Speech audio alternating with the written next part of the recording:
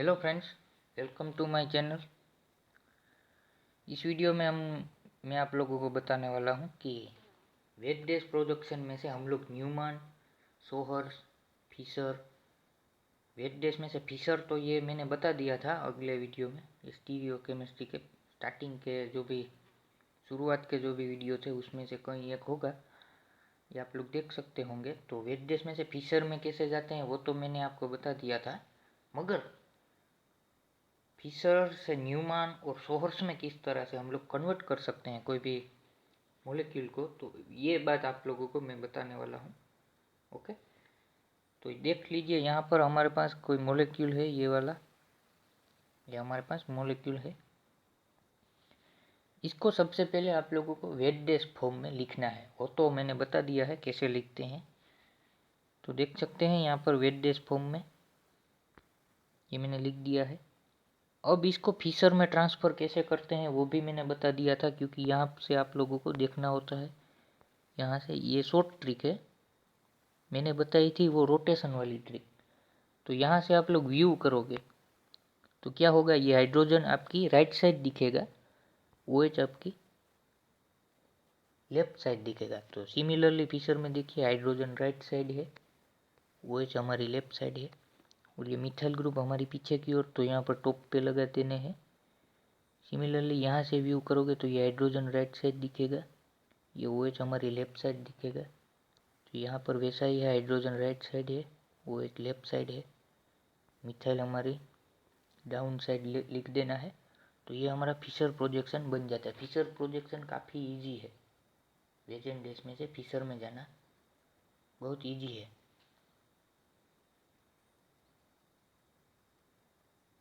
अब मैं आप लोगों को बताता हूँ कि फिशर में से न्यूमैन और सोहर्स में किस तरह से आगे बढ़ सकते हैं। तो चलिए, यहाँ पर ये फर्स्ट कायरल सेंटर है, ये मैं आप पर दिखा देता हूँ। ये फर्स्ट कायरल सेंटर और ये सेकंड कायरल सेंटर देख लिया। अब क्या होगा, ये मिथाइल ग्रुप को दोनों को यहाँ पर ये रिंग बनानी है, और यहाँ पर ये वाई जैसी कॉन्फ़िगरेशन बनानी है, फैन जो भी होता है हमारे घर में वैसी। यहाँ पर वन मिथाइल ग्रुप, और पीछे जो भी ये डाउन वाला मिथाइल ग्रुप है इसको आप लोगों को पीछे लगाना है, इस मिथाइल ग्रुप के काफ़ी इस डायरेक्शन में यहाँ पर। ओके, और ये फर्स्ट कायरल सेंटर को ये आगे लिखना है, ये देख सकते हैं ये आगे लिखा गया है। तो वहाँ पर जहाँ पर हाइड्रोजन राइट साइड होगा तो इसमें भी आप लोगों को राइट साइड लिखना है। वो एक लेफ्ट साइड है तो यहाँ पर भी आप लोगों को लेफ्ट साइड लिखना है। सेकंड कायरल सेंटर में भी वैसा, हाइड्रोजन राइट साइड लिखना है, वो एक लेफ्ट साइड लिखना है। तो ये हमारा न्यूमैन बन जाता है। न्यूमैन भी काफ़ी इजी है। न्यूमैन में ये किस फॉर्म है, ये किस वाला फॉर्म है, ये है इक्लिप्स फॉर्म। क्या है, इक्लिप्स फॉर्म। अब आप इसमें से सोर्स में जा सकते हो, किस तरह से वो भी मैंने आप लोगों को बताया था कि इस कार्बन को इस डायरेक्शन में खींचोगे तो ये इस डायरेक्शन ऐसा दिखेगा। मतलब कि खींचना नहीं है, ये तो जस्ट आप लोगों को समझाने के लिए मैंने बोला था। यहाँ से देखोगे, यहाँ से 3D में यहाँ से देखोगे इस मॉलिक्यूल को तो कुछ इस तरह सा दिखेगा। ओके, तो ये था हमारा सोहर्स। सोहर्स का भी एक किस वाला फॉर्म है, ये है इक्लिप्स सोहर्स, और ये न्यूमैन सोहर्स, मीन्स कि न्यूमैन इक्लिप्स और ये सोहर्स इक्लिप्स। अब स्टेगर्ड में किस तरह से जा सकते हैं इसको, 180 डिग्री फर्स्ट कार्बन, ये जो है बैक कार्बन या फर्स्ट कार्बन, फ्रंट कार्बन, जो भी ले मर्जी हो वो ले सकते हो। तो फ्रंट कार्बन को आप लोगों को 180 डिग्री रोटेशन देना है। तो फ्रंट कार्बन को दोगे या बैक कार्बन को, मैं बैक कार्बन को देता हूँ, ये बैक मिथाइल ग्रुप को 180 डिग्री रोटेट करोगे तो ये बिल्कुल इस मिथाइल ग्रुप की ऑपोजिट डायरेक्शन में चला जाएगा, और ये हाइड्रोजन बिल्कुल इसकी ऑपोजिट यहाँ पर चला जाएगा, OH भी उसकी ऑपोजिट डायरेक्शन में यहाँ पर चला जाएगा। देख सकते हो मिथाइल ग्रुप यहाँ पर नीचे आ गया है, ये हाइड्रोजन भी ऑपोजिट, सभी फंक्शनल ग्रुप 180 डिग्री एंगल पे आइडेंटिकल बन जाएंगे। तो इसको हम लोग बोलेंगे स्टेगर्ड न्यूमैन। ये जो सर्कल वाला जो भी स्ट्रक्चर है इसको न्यूमैन बोलते हैं, वो अगले वीडियो में भी मैंने बोला था। अब इसका सोर्स में किस तरह से कन्वर्ट करते हैं, ये फ्रंट कार्बन को इस डायरेक्शन में खींच लो तो ये सोर्स प्रोजेक्शन बन जाएगा, दोनों ही मिथाइल ग्रुप अपोजिट डायरेक्शन में। ओके, तो ये था staggered Newman and staggered sawhorse. Okay, अब मान लीजिए कि कोई भी मॉलिक्यूल आप लोगों को दिया गया है, चाहे वो आप लोगों को न्यूमैन प्रोजेक्शन में दिया है, स्टेगर्ड में है। ओके, स्टेगर्ड फॉर्म में ये मॉलिक्यूल दिया है और आप लोगों को क्वेश्चन में ऐसा दिया गया है कि इस मॉलिक्यूल का आरएस कॉन्फ़िगरेशन निकालो। तो कैसे निकालोगे? इसको सबसे पहले इक्लिप्स में ले जाना है, उसके बाद फिशर में, और फिशर में से आप लोग यहाँ इसका आरएस नोमेनक्लेचर इजीली कर सकते हो। ये इम्पोर्टेंट टर्मिनोलॉजी याद रखनी है। जो भी फिशर प्रोजेक्शन आप लोग स्टेगर्ड में से ले जाओगे तो पहले इक्लिप्स में ले जाना पड़ेगा। डायरेक्टली आप लोग फिशर में नहीं ले जा सकते स्टेगर्ड फॉर्म को।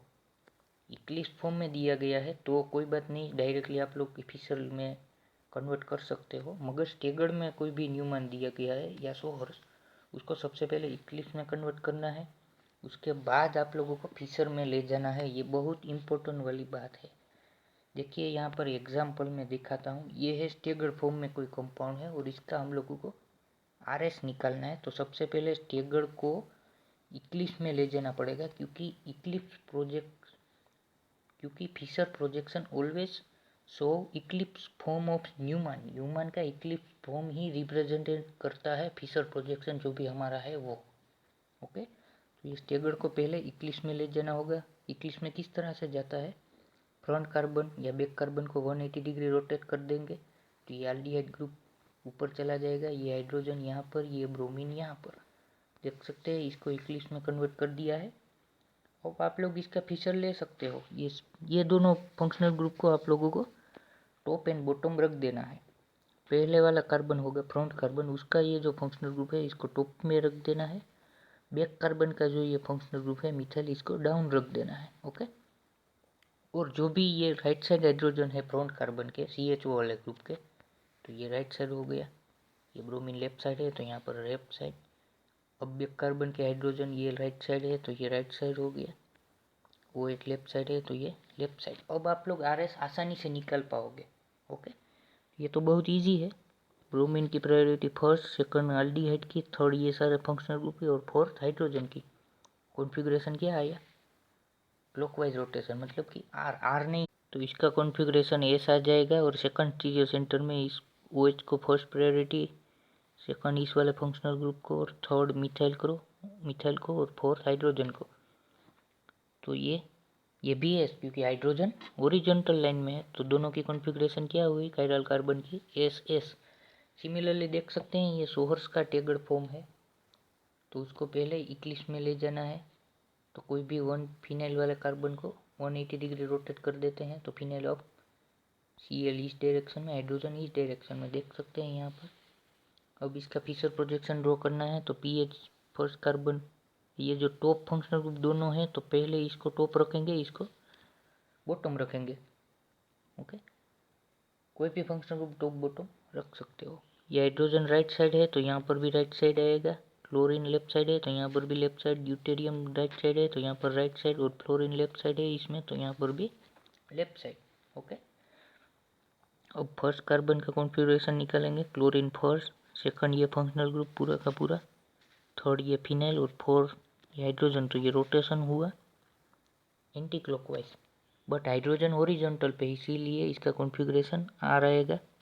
सेकंड में देखते हैं फ्लोरीन फर्स्ट, सेकंड ये पूरा का पूरा फंक्शनल ग्रुप, थर्ड नंबर पे COOH, और फोर्थ पे ड्यूटेरियम। इसका क्या आएगा? आ रहेगा, मतलब हाइड्रो ड्यूटेरियम ओरिजेंटल पे, फोर्थ पोजीशन वाला ग्रुप है वो ओरिजेंटल पे, इसलिए इसका एस कर देना है, आर का एस। ओके, और कई बार ये भी पूछ सकते हैं 2s3r। अब ये टर्मिनोलॉजी क्या है 2s3r की? यहाँ से कार्बन का नंबरिंग करना होता है तो 2 कार्बन पे एस होगा, यहाँ से नंबरिंग करोगे। ये मैं थोड़ा सा जूम करके बताता हूँ।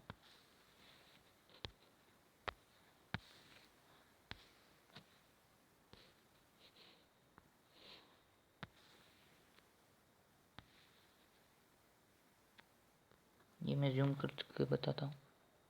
ये फर्स्ट कार्बन होगा, COOH ग्रुप के साथ से नंबरिंग करेंगे। फर्स्ट कार्बन ये, सेकंड कार्बन ये, थर्ड ये, फोर्थ ये।